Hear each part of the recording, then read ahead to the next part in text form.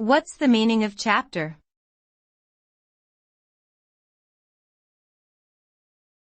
Chapter.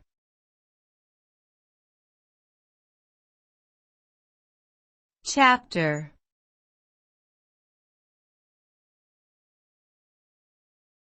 Chapter.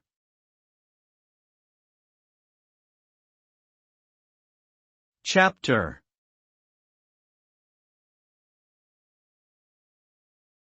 In literature, a chapter is a section or division of a book.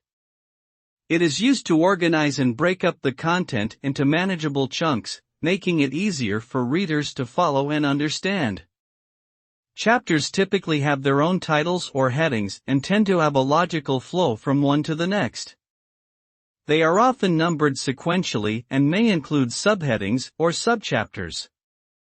Overall, chapters help to structure a book and provide a clear framework for the reader to navigate through the content.